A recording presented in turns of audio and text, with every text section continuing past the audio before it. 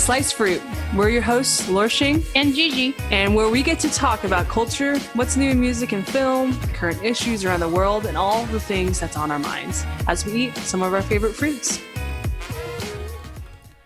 Today we've got a special episode for you. We begin with our Slice segment where Gigi and I talk about some of the apps that's helped us stay sane during the pandemic. We also talk about some new music recommendation, and Gigi will share about her toothbrush recommendations. And our special guest today is Helen Ho, my roommate and friend, who both Gigi and I, after just our conversation and interview, were just totally blown away with her story, her joy and resilience as she shares about her mental health journey.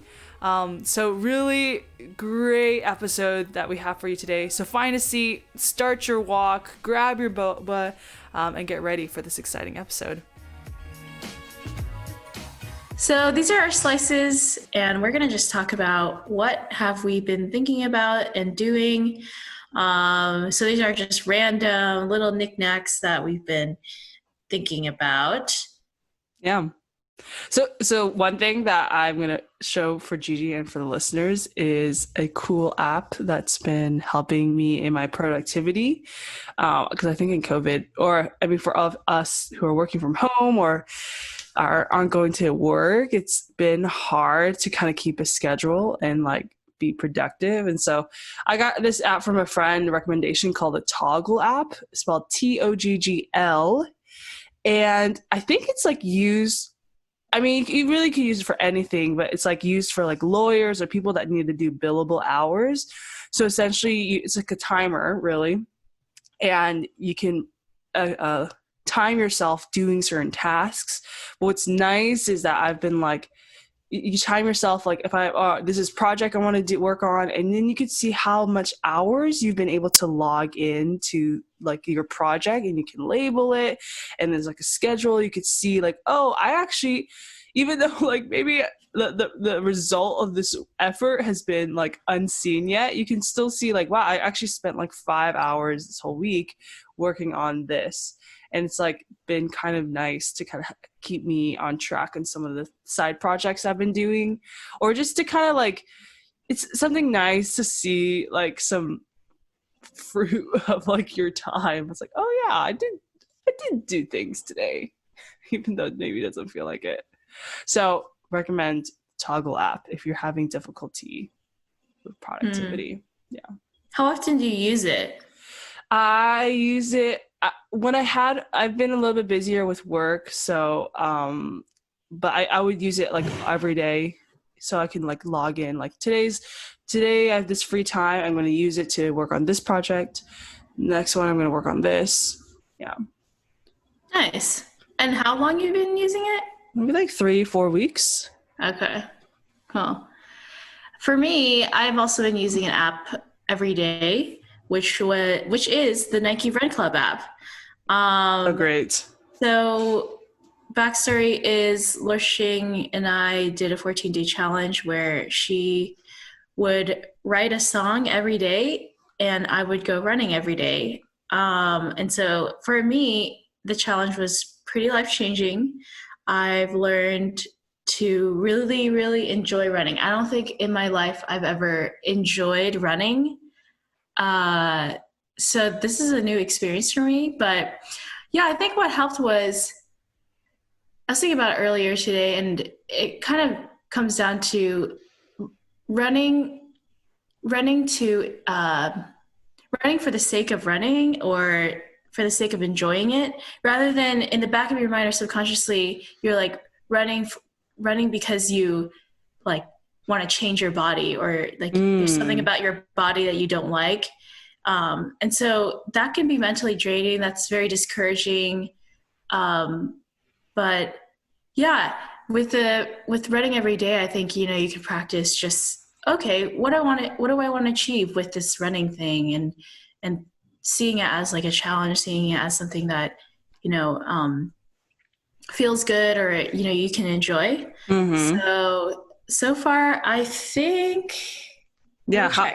How many miles have you run total? Total on the Nike Run app has been 74 Wow, and a Gigi, half. that's amazing. I'm so Yeah. impressed. That's Yeah. amazing. I started like A month ago.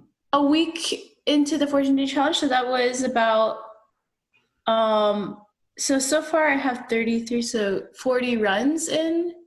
Yeah. That's So amazing. about 5 weeks, I think, is it? Yeah. A little over 5 weeks. So yeah, it's been really cool. One of my friends, Chris, so shout out to Chrissy, if she's listening, is it recommended this app to me, and she's been doing it for a long time, and it's been really encouraging talking about running with her. So yeah, I'm. It's something new, but I'm excited. I am so impressed, Gigi. That's really impressive. I'm really proud. Wow. The way that I really love how you're saying that it's not about like I like real like just enjoying it for the sake of doing it, not for the Yeah. end goal, which sometimes like, sometimes you get caught up in. Ah, so good, G. I'm proud. You're an inspiration. Wait, Inspiration. why? You work out and you exercise But a you do lot. it consistently. I told myself I was gonna run too this week, but that didn't happen. Yeah. No, it really is a habit because like once you do it every day, it's not So good. it'll reduce the I shouldn't do it. You're like, why shouldn't I do it? I did it like the last 50 30 days, days. Yeah, 30 yeah. days, It's so good. Okay, maybe I will do a 14-day challenge to run every day. Ooh, Oh, okay. let's do it. All right. Well, hey, if you are inspired by Gigi and you want to run better or run more, Yeah. Add me. comment, at me and say I'll do a 14-day challenge with you, Lorshing. Yeah. I feel like the Nike Run Club must have like some ways you could do some social things with other people, right? I haven't really explored it, but yeah, you can friend people and then you just see how many miles they run in the month. Maybe I should do that. Anyways, I'll Yeah. think about it. It's good. Another thing that I've been enjoying, this is in the realm of music, something we both can talk forever about. But I will highly recommend. I came across this album by a gentleman called Jon Guerra, who released an album maybe last month called last month, called Keeper of Days. And I don't know, Gigi, if you've listened to this, No. but it is probably one of my favorite albums this year, and probably Wow. will remain my favorite albums this year. Whoa. I'm not sure if someone can top it. It's amazing. It I think if you are, the Jon Guerra, I think works is part of I think part of Vertical Worship, actually, if you're familiar with that worship team. Yeah, sounds familiar. I think it's Vertical, out in Chicago or something like that. But this is his own solo work, and you don't have to really be a Christian at all. Or it's not explicitly Christian, but it's definitely wrestles with faith and doubt and the Christian walk. And so it is just context and lyrics wise, it's really nuanced and really poetic. But the melodically, the music itself is also really, really complex and layered and textured, really textured. It's so fun how he uses different instruments and different sounds.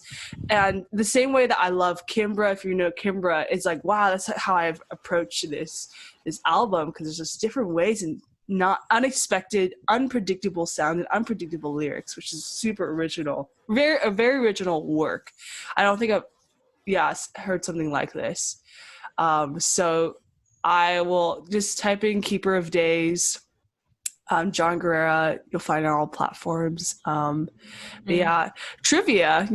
When I find something I really like, I'll like look up their Wikipedia and all their stuff.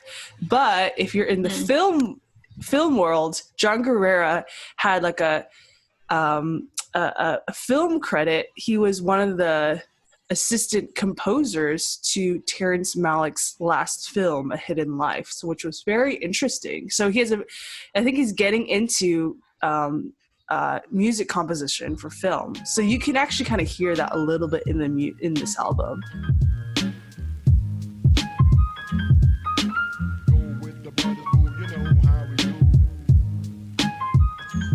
So, yeah, my next slice is it's not music or food or running or apps.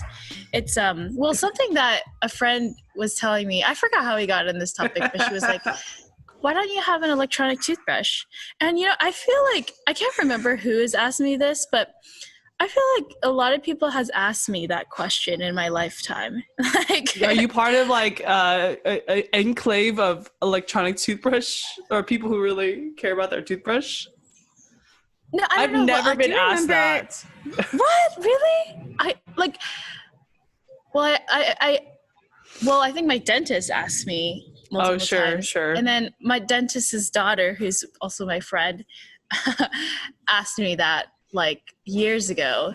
So I think it's always been on my mind. I'm like, yeah, why don't I use electronic toothbrushes? And so with quarantine and not having access to a dentist, I think it made me think more about it, especially after my friend asked me. So then she sent me a video, I researched, and then I asked around. I was like, oh, who uses electronic toothbrushes? It wasn't very popular, at least in my circle.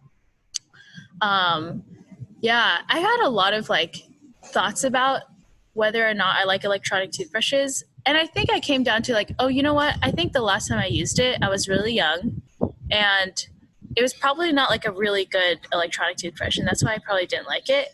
So I wanted to get it because it makes sense to get, electronic toothbrush because it'll clean your teeth better.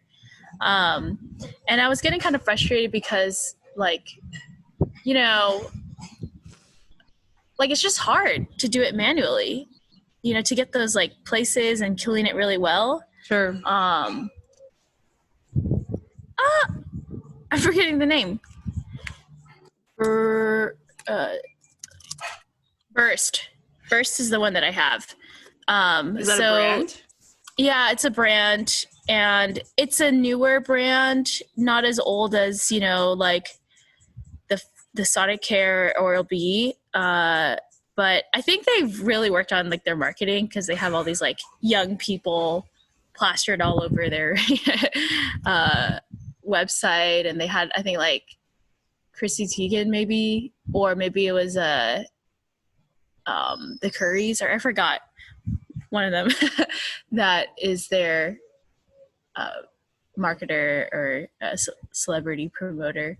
But yeah, it's pretty good. I really like it. It's sleek. Ooh, okay. And they also do on a subscription model, which is, more of the modern business model. So where they'll send you pretty much like a subscription of their, they'll automatically send you up for a subscription of their, like the toothpick, the head, the tooth head, the brush head. And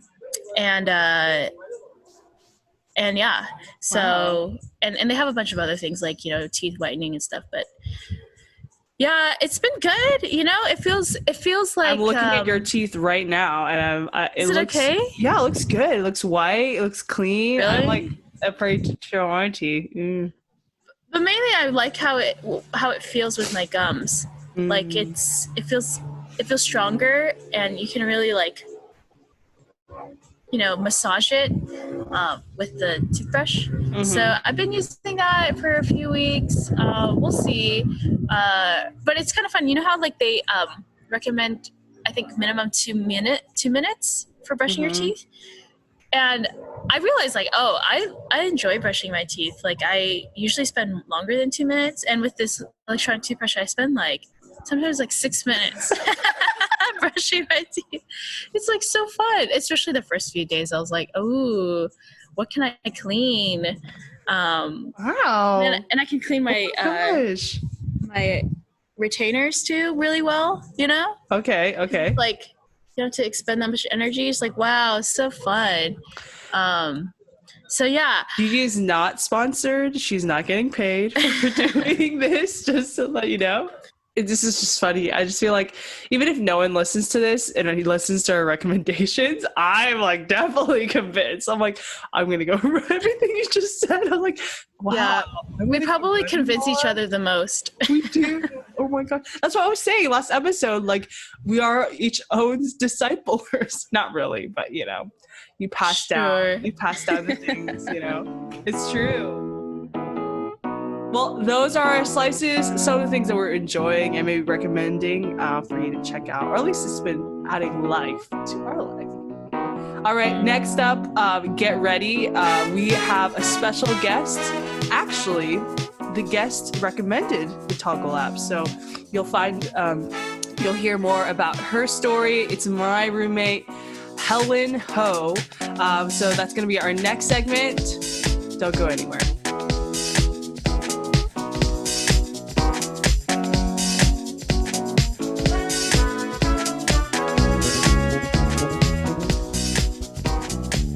All right. Well, today we have a special guest. We've got Helen Ho. Hello, Helen. Thanks for having me. Yeah, we're totally glad that you're here. Yeah, so a little introduction. Helen is my roommate, or my housemate, technically. Housemate, yeah. Housemate. Yeah, so she lives upstairs on top. Right. We have the same room layout. Yes, but we have the same room layout, but the room looks So different. so different. Yeah. Yeah. Though I am really digging your rug. I just rearranged my room. So every time I go up to Helen's room, it's like, whoa, this is like the same, yeah. but not the same. But it's not the same. Alternate realities. Which is like basically our house. Wait, is it the same layout? Mm-hmm. Yeah, Mm-hmm. same Oh, layout. I didn't know that. Basic, like Lurshing's closets are a little bit different. But I think it's the same square feet and like the same window positioning. Yeah. Yeah. Cool. We have a little like in our closet. We have so many windows that our closet has a window, but just a miniature one. Oh, right, because you have the same little closet as. Okay, Mhm. that's so funny. Yeah. So yeah. Anyways, Helen lives upstairs. Me and Helen go to the same church. Yes. We both lead small. Epicenter. Yeah, we both go to Epicenter. Our small group is out of the same multiplication. Yes. Yeah. So we come from same church. Oh my gosh. Roots. So weird. Anyways. But yeah, so I've known Helen for maybe like 2-3 years since he came to came back to LA.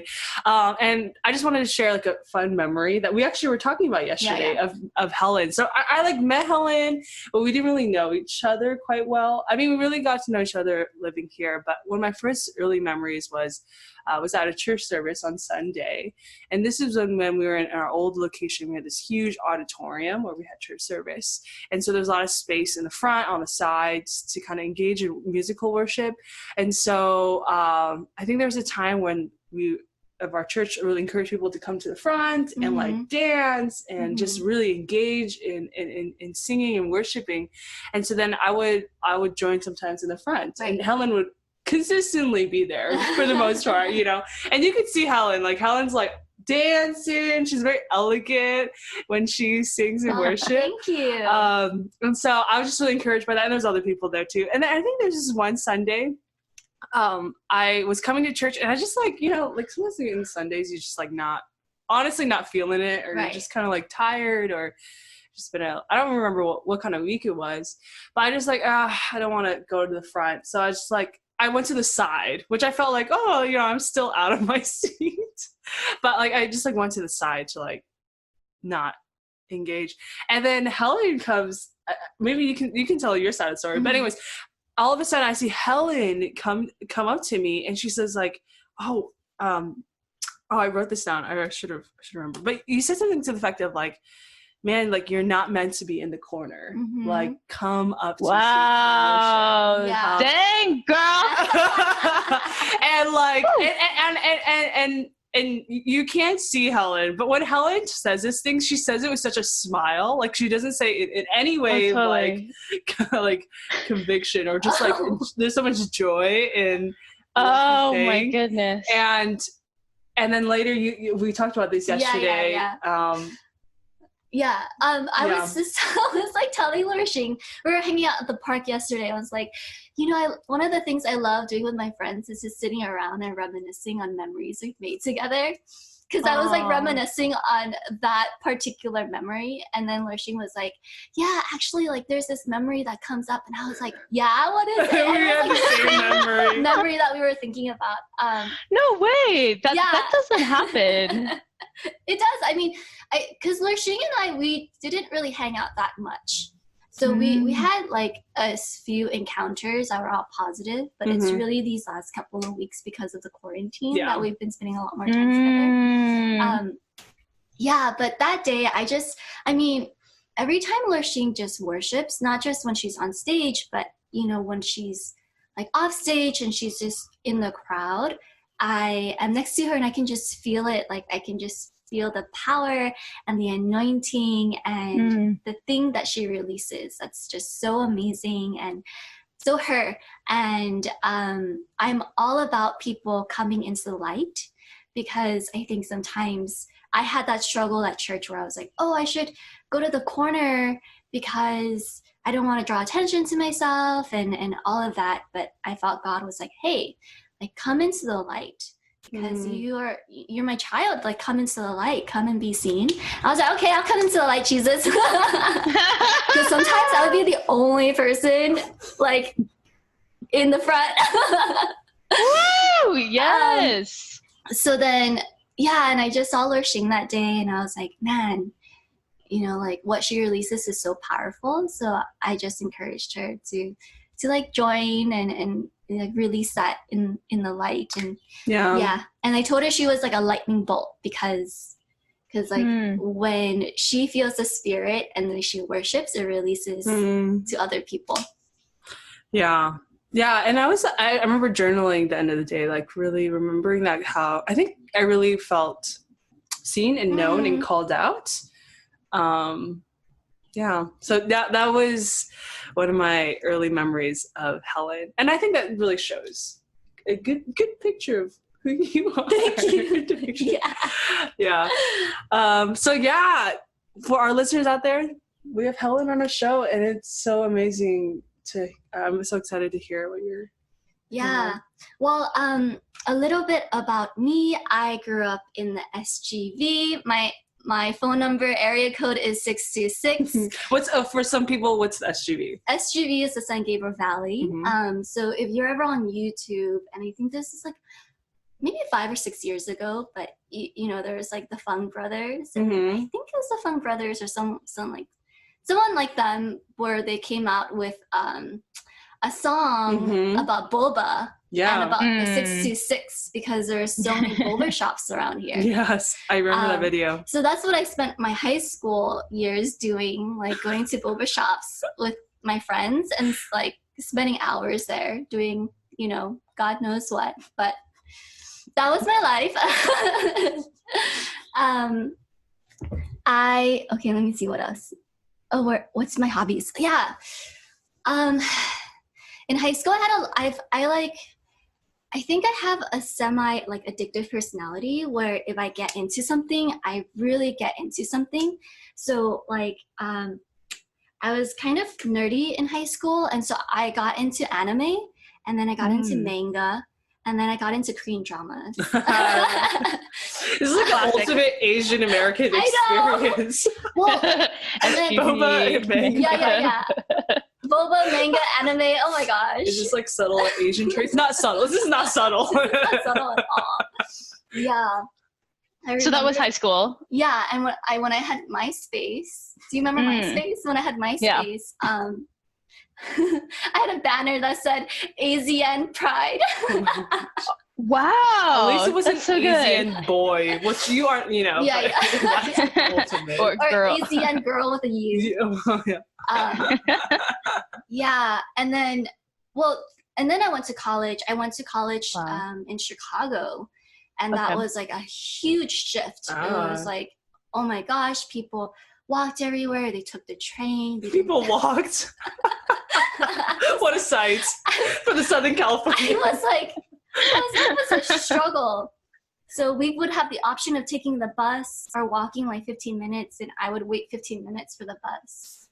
And like that was normal for me. And my friend was like, why would I wait 15 minutes if I can like walk 15 minutes and be there beforehand? But yeah, it was like a big culture shock. So my final stage of like things that I got addicted to was God, praise God, right? Like, I became Christian, like after my second year of college.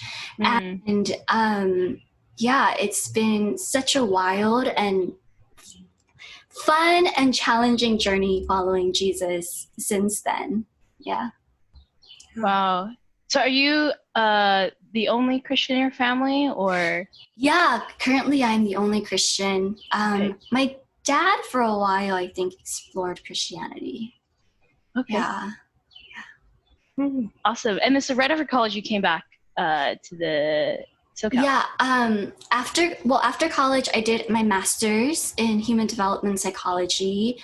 And then I came back to Southern California. Yeah, and just to preface that, this is my first conversation with Helen. So really excited to be talking with you. I've heard a lot of good things, and I can just sense it too, even though I know that you guys haven't hung out a lot. But the way that Luoxing, one of our favorite topics is people, and whenever she would mention your name, it's just like, there's just so much life that she's had every time she hangs out with you. So yeah, I've been looking forward to this conversation for a while. Thank you. Yeah, such a pleasure. We're here today because I think your message about resilience is really important, and I think that's something that I think our podcast wants to be able to be a platform to be able to hear people's really message and stories. So, Helen, can you tell us a story about how resilience played a role in your life? Yeah, I totally can. Okay. Yeah. Well, let me set the scene for you guys. So so I'm Asian, right? As you can know from the boba and the 66 and the mango. So I grew up in, a first generation Chinese American household. Actually, my parents were refugees for 7 years, and they grew up in Vietnam because they're called Hoa people. I think it was when the Civil War broke out, there were an exodus of Chinese villagers and people that went into Southeast Asian countries. And so my grandfather was one of those people who migrated. So growing up, I didn't really learn to talk about my feelings, and I didn't really know how to express myself and just say basic things like, hey, when you did that to me, I felt sad. Or when this happened, it made me angry in my family, and then also. And I sought a lot of different ways to cope with those emotions that I didn't even know what it was. In college, I did a lot of drinking and partying before I came to Jesus. And when I came to God, it was like he kind of took away the band-aids because I had essentially pressed like a big reset button in my life where I did a 180 and I really was dedicated to pursuing Jesus. And in that pursuit, God started to just unearth all these hurts that I had about family and about life. And I started getting really tired, and I started getting and this was after you came to the faith. This is after I came to the faith. Yeah, it was like I thought Christianity was supposed to make my life better and fix me. Like, it's actually getting worse. Wow. But actually, I mean, there are good parts, right? But I'm just telling the part about how essentially, I spiraled into depression, and really serious depression. And for me, what it looked like was just exhaustion, like a hard time getting out of bed in the morning. And I was like, what is going on? Because it's all in my head. You don't really understand what depression, like I didn't, and I don't think I deserve to be depressed. Interesting. Yeah. Because or there wasn't a reason. Right, because I'm like, yeah, those things happen to me, but like worse things happen to other people. My family's fine. Like there wasn't et cetera, anything et cetera. that set Right. it off. Was there anything that set it off? I did some Zozo stuff, right, where you invite Jesus into traumatic memory and stuff, but I think it was just like I was really lonely when I first became Christian because I felt really unknown since it was such a big transition into a new paradigm and into a new family in a way, right? Into God's family. And it's like, how do you catch up people on 20 years of life for them to know you? And I had like one mentor who was Christian at the time, and then my family weren't. And it meant so much to me that I felt really lonely and unknown. And it was just like navigating the faith life. And I think sometimes when you navigate the faith, you come into obstacles of religion and duty and feeling like you're not good enough. At first, my family, they were like, I think you're just thinking too much. But that looming exhaustion and sadness was still inside of me. So that's kind of like the depression part, right? And I had healing, and I was like, this is all so great. And I was like, okay, God, I'm ready to be healed. I'm ready to get past this. Like, I'm so it sounds like you were excited, acknowledging what was going on, and like, also getting revelation that there is hope, or like that there's a way out from your friend. So I had taken Zoloft for 9 months. I had like gone to therapy. I was at the end of my master's program, you know, and so this is like a year process. Yeah, it was like a 3-year process of dealing with depression. I'm just trying to speed you guys through it because it hasn't gone to the resilience part yet. But no problem. Take your time. Yeah, so it was a long process. And I remember I met this guy who is really prophetic, and he told me about his journey, about how he like basically cried for 2 years. And he's like, sometimes God just takes that time. And you have, and he's like, I think that's gonna happen to you. And I'm like, oh God. But because I think because it was still hard, even as I was sobbing and being sad and talking to people about it and about my life journey and about like the traumas that I thought my parents experienced and that I experienced growing up, it was still hard to believe myself. To believe what? Like, I don't know, that it was okay to not be okay. It was really weird because I think there was this voice in my head that was like, but you're okay when you want to be okay. Like, you've been okay for so long. So why are you like this now? Like it was like shaming you for feeling a certain way. Right, yeah. So I got to the point of graduating from my master's, and I got to the point of healing with my family, and I had taken Zoloft. When I took Zoloft, I slept like 15 hours a day. It knocked me out. Wow. And I was like, God, I think I want to stop taking this. But he said, no, let me finish the work that I started in you. And then I felt like after a while, he's like, you can stop taking it. So I felt like, okay, things are better. And then, you know, I graduated and I was looking for a job. And I couldn't find a job. I didn't have any money. And I was like, oh crap, I have to go back home to LA. Like, this is not healing. So you weren't planning to go back to LA? I didn't want to go back to LA because you know why? Because if I went back to LA, I would have to live with my mom in the basement room where there are no windows. Oh. I'm like, this is not the way to go up in life. Now you have so many windows. That's true. Wow. I have so many windows. I have a window in my closet. Yeah. God is good. So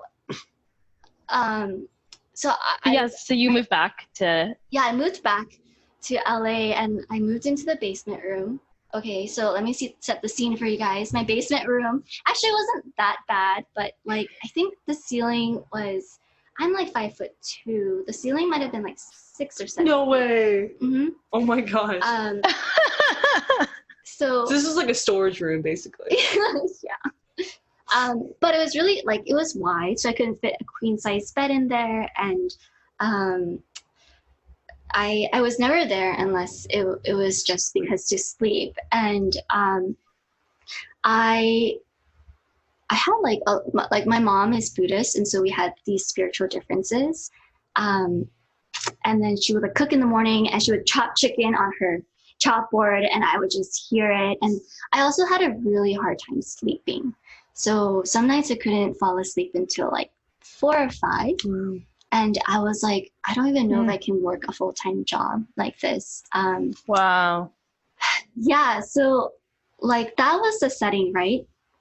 And so it sounds like, you know, you went through college, I'm just gonna recap. Right. So went through college, became a Christian, right, but then realized there's a lot of things to really face, and going through depression and going through that 3-year journey of therapy, but also spiritual healing. Right. And then so at that point you're like kind of getting these tools and getting like empowered and healed, but still a journey. And then now you're back in LA, and like the trauma really being in the face of it. Wow. Yeah. Okay. Yeah. I mean, just like the spiritual difference, it was significant because I would wake up from nightmares. And so at that point I was still really sad. Like and it really manifested in insomnia and in exhaustion. So I just remember thinking to myself in the shower, like I forgot what it was like to feel like I had energy to just go about my day and not feel tired all the time. And I wondered whether I would ever feel energized again, and whether this would ever end. I kind of forgot what it was like to not be depressed. And depression for me felt like just, I don't know, it's like a heaviness, I think. And it's like all the joy is sucked out of you, and there's just this sluggishness to life and this harshness to life. And I was so certain that the way I would heal fully was like to be embraced by community. And that it was like people would come into my life and they would help me get back up off my feet, and I would receive a lot of mercy and kindness and understanding from people. What gave you that idea? I think because that's what I wanted. Right? Like I'm like, that's what I wanted because it was so hard. It was so hard. It was so hard to fall asleep. It was so hard to interact with my mom. I was really angry with her, so I would like be mean to her, and I feel really guilty about being mean to her, but I was so angry that I couldn't help myself. And thank God I had my brother there, and he kind of mediated the conflict and really helped me out. Like he gave me money before I like found a job, helped me to lease my car, etc. And then also my current fiance Josh was there, and he was such an emotional like crutch for me at that time because he was really my only friend in LA. I had like old childhood friends, but it was just so really different. Yeah.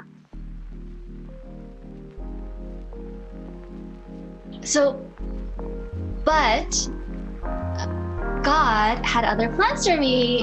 Praise God. In terms of like how I would heal. Yeah. He was like, and I remember him saying like, giving me this image of, in order to develop resilience, you need to come up against resistance. The same way that you come up against resistance, like when you're working out, right? So you have to have weights that resist you. And I'm like, are you kidding me? God, this is really hard. Like, I don't think this is the right circumstance to talk about resilience right now. I just need a job, and I need to like pay for myself, and I need to move out as quickly as possible. So, but I had to fight for myself. Like I had to fight for myself to get better. I had to like exercise schedule in order for me to also get breakthrough with my sleep. I went on a fast. I went on a 1-year fast, even though at that time my mom was the one cooking the meals. So I had to like really negotiate and talk to her about it. I I prayed every day for 3 hours a day. Like, Wow. I prayed a lot, yeah, in order to just like go, in order to function. And I was just like, and even though what I wanted was for people to come into my life and like basically rescue me, like God didn't allow that to happen. And I had to be like a normal functioning human being at church. And I couldn't just like, dump all my baggage on people. And it was really hard, guys. It was really, really hard because there are some days where I wake up at 5 a.m. or I fell asleep at 5 a.m. and then I would go to work and do work at 9. My work was not easy, and it was like, it was merciless in some ways because and God is merciful, right? But I mean, like, but it was a really hard training regimen. Let me say it that way. Because if I didn't, I would have a hard time sleeping if I didn't pray. But it made me to be such a strong person.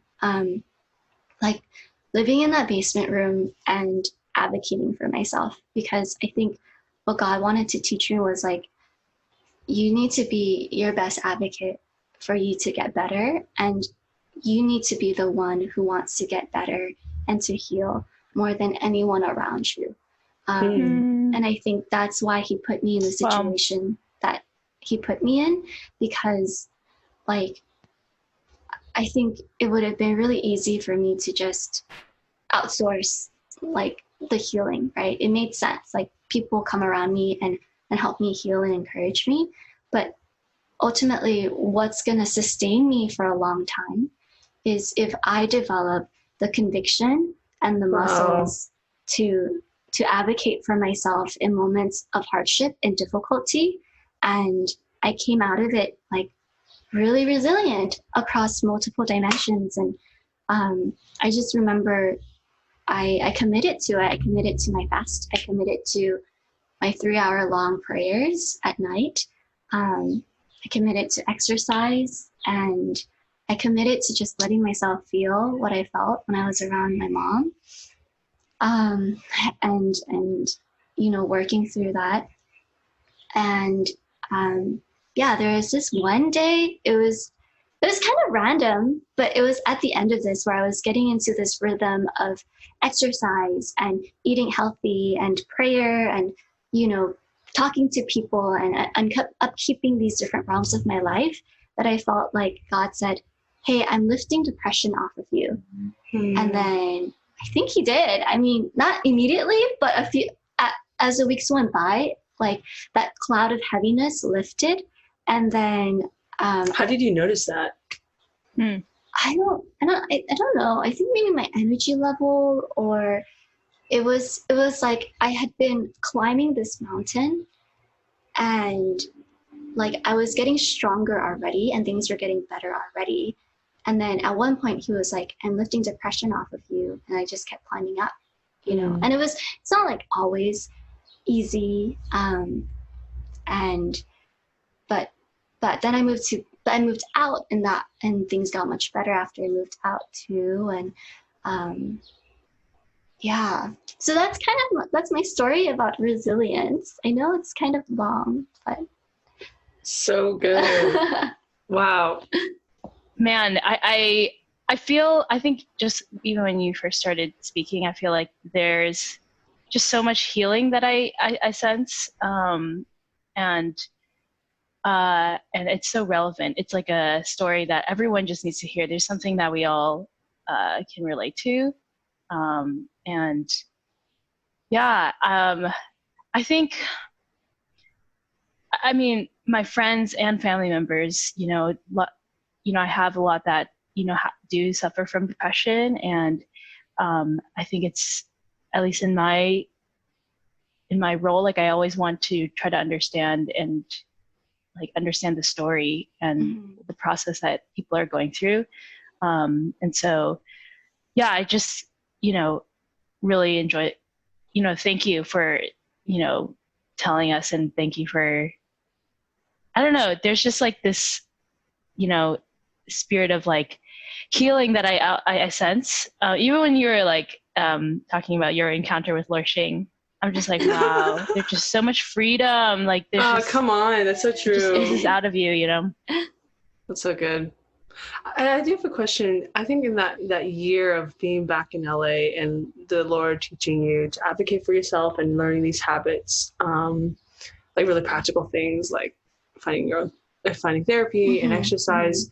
Did you, and you mentioned that there were like, it was really hard. There were some hard times. Did you ever like, I guess, did it ever come across your mind that like God was absent or like? Oh yeah. I was like, where are you, God? I got so angry at God. I would get especially angry when I was like unable to sleep. It was like 3 or 4. Totally. And I'm like, I'm so angry at you because I'm like, you're God. You can definitely make me sleep. You know, like you are ultimate Sandman. And then there was one time where I got so angry that I was like, forget it, Jesus. I don't even know what I was giving up. I was like, I'm giving up on something. I'm like, forget it. I was so angry at him. And Jesus was like, Helen, tell me you love me. Wow. So I was like, I love you, Jesus. And then and then I felt better. And then I fell asleep. Yeah, it's really good. I have one question. So, you know, when you're going through a period of darkness and or that's what it feels like in general, I think, you know, one of the things that I've talked about like with my friends is who are facing that or like a period of darkness, or what was said to you during that period for yourself that you felt kind of broke through. Yeah, I mean, I think it's tricky to speak to a general population because each person has their own context, right? Right. So for each person, I think that the solution or the approach looks really different. But I was thinking, maybe I don't know if this will answer the question, but I was just thinking about resilience and the idea of like, what is resilience? It's perseverance to overcome obstacles, to overcome difficulty, and in that overcoming, right, includes hope and belief and having a power that enables you to overcome. And there are times where I wanted to heal from depression in order to fix myself.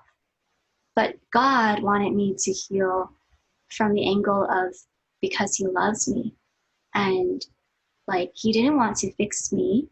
He wanted to love me. Wow. He wanted to restore me because, and those are two different things, like fixing myself because I'm an issue and I'm a problem, and allowing myself to heal because I'm a worthy human being. And I think that this mindset is really important for people who are going through periods of darkness and difficulty. The question of how do you love yourself best in this moment? And like, what is God's love for you? And why does it look like this? Because God didn't want to fix me. He put me through that experience of teaching me how to be more resilient because he loves me and he wants me to grow stronger as a person because he believes in me. He believed that I can do it. The same reason why, like, he wasn't interested in me doing things for him as much as he was interested in me talking about the feelings that I felt and being honest with what they were rather than trying to stuff them away. So for people who are going through periods of difficulty and darkness, I would say, like, follow the route of love and think about what it means to love yourself well. And loving yourself well doesn't always mean like allowing yourself to do whatever you want. Like, loving yourself well means sometimes it's challenging and sometimes it means doing a hard thing because you want to live a better life and you need to be an advocate for yourself and to believe in yourself. Wow. Do you guys, You get that? Yeah. Wow. Like I'm just like, wow, this is so good, you know? Oh, that's so encouraging. Yeah, I think, when you were talking, it just reminds me of I feel like we understand God's love deeper and better when we don't feel like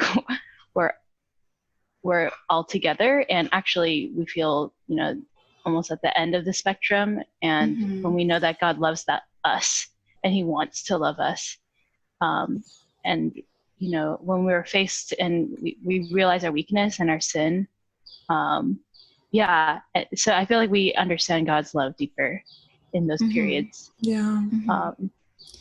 Yeah. And then, but I was saying to Lurshing, and then the extra step is letting that translate to also learning to love yourself truly. Yeah. In that place of brokenness as well. Yeah. And I think that then translates to your ability to love other people, because there is a difference between knowing God's love for you and then being able to love yourself. Yeah. That's good. Can you talk a little bit about that? Like what were steps maybe that you took to love yourself, or how did you practice that? I mean, to be honest, it's still an ongoing process. I think these days I'm trying not to be hard on myself. So giving myself more grace, because even though God, when I'm praying, I feel God's grace, I still have a hard time giving myself grace, because I think sometimes I still judge myself, and I still believe lies about myself. So like this part is especially hard for me, the idea of learning to love yourself, because I think it's a big reason why I got so depressed in the first place, because I just felt so terrible about who I am. And that's why I'm saying it's really important to learn that part, because, as I'm navigating the healing process, I'm leading myself through that process along with God. I'm responding to him and I'm responding to myself. But one image or encounter I had of really loving myself was, I had this really difficult moment during my senior year of college where I felt so desolate, and I remember crying, and I just felt like as if the ground broke away, and I was just sitting there alone in complete empty space, and it was agonizing. And then I didn't let myself really sit in that moment or even comfort myself. I just got up and was like, well, whatever, I have to go and do something. So about a year later, Sozo is this ministry where you go in and you ask Jesus to come into the scene, and he kind of talks to you and interacts with you, right? But about a year later, for whatever reason, I was just reflecting on my memories, and I did this exercise where I went back into that scene, and Jesus was there, but I didn't really ask Jesus to interact with me. I interacted with myself, like as a 1 year older Helen, and I gave myself a hug. And that was what I needed to essentially accept myself in that situation, in addition to knowing that God accepted me. And after I did that, I had this friend that I made when I was in Boston too, who also really struggled through depression. And then we were going through this exercise again where I'm like, praying, asking God to think of a memory that he wants to bring healing through. And she was like, okay, she got to the point where it was that memory, and she's like, what do I do next? And then I said, why don't you give yourself a hug? Which is what I did. And so she did that, and then she started crying, and she's like, I think that's exactly what I needed. So that's kind of like a snapshot of, or sort of a a picture of what it looks like to love yourself in your brokenness, is to also accept yourself and to comfort yourself, in addition to allowing God to comfort you. Yeah. What do you think? Do you think that there's a difference between how God treats us and how we treat ourselves? How I see it is like the head and heart kind of deal. Like, we know what you said before, like, I know God loves me and I know God has grace over me and mercy. And that's like in my head. But for me to experience that and to receive it and to really like marinate it and like put it in my being, that takes effort. That takes behavior changes. So much effort. That takes lifestyle changes. Because God's love freaking changes everything. Yeah. It's like so potent and so powerful that when we do receive it, it actually takes a lot of effort to really like take over my thoughts. It takes a lot of effort to take over my actions.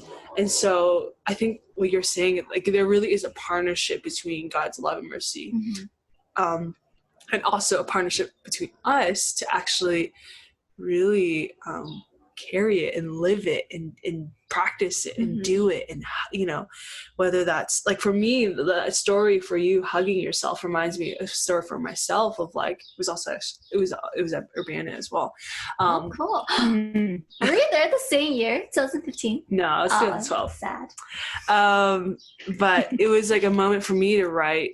It was like a station encouraging people to like forgive people, like, and I think letting go of bitterness. And for me, it was like being able to forgive myself. And I remember writing, it was like they're encouraging people to write letters or to the people that they're holding unforgiveness towards. And I was like, wow, I realized I had a lot of unforgiveness towards myself, a lot of bitterness towards myself, that I couldn't love myself because there's so much bitterness. And I think that's, I mean, we know that language for other people, you know, like, I can't love this person because I have so much hatred or bitterness or unforgiveness.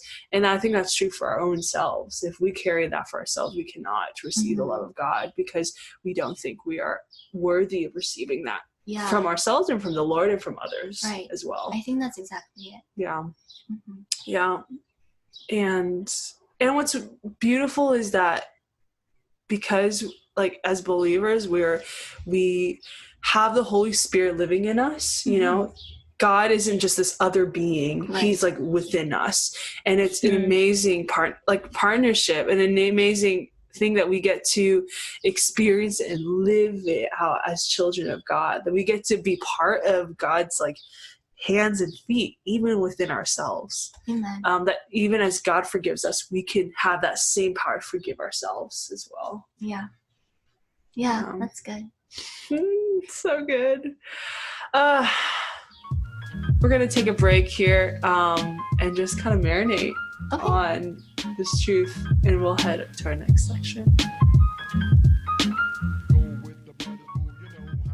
And so we'll finish off with something we do with our guests is a recommendation or multiple recommendations and an anti-recommendation. What is something that maybe you will highly recommend? It could be anything really, or something you really anti-recommend, like don't do that, don't eat that.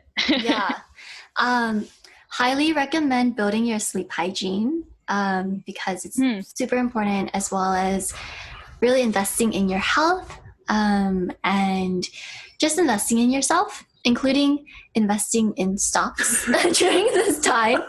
Stocks? Okay. Stocks, yeah. And then, but if you do invest in stocks, don't check your stocks first thing in the morning. Just let it grow. And if you are ever bored, I think Sailor Moon is a fantastic anime. Wow. Yeah. I do remember Sailor Moon. She's the best. She's amazing. Why should I watch it again? Sailor Moon. Is that the What's the theme song? What was it again? Oh my gosh. Fighting evil by moonlight. Oh yeah. Why does it go? Winning love by daylight. Never gonna stop for real friend. She's Something Sailor Moon. Oh, this is not ringing any bells. This is so sad. Really? I watched. Yeah, she's super powerful. She's always saving her guy. Like She's a badass. Yeah. he's her Darian is like his only power is throwing a rose across the floor. He's really useless. He's always getting kidnapped. It's like Yeah, you're right. The premise was always Sailor Moon saving the day. yeah, What a great, empowering story. it's the best. Where can you watch it? Is it on like YouTube? Crunchyroll. Okay, On yeah. Crunchyroll, of course. Yeah. Well, you heard it here. That's what I've been doing during my quarantine. Nice. I watched 3 seasons. Ooh, I've been watching The Office, so maybe that's what I'll watch Yeah, next. Yeah. Or you can play Maple Story. It's fun too. Yes. Getting Lushing on Maple Story, that'd be funny. She can download it. Yeah. I don't really know what Maple Story is, but I have played Neopets. I don't know. I don't think it is. It's kind of like one level up because Neopets is sort of like one-dimensional. Yeah. And then Maple Story is like 2-dimensional because you can move left and right and up and down. But yeah, thanks so much for having me. This was super fun. Super fun. Yeah. Yay! Woo! All right. Thank bye. you so much. Bye.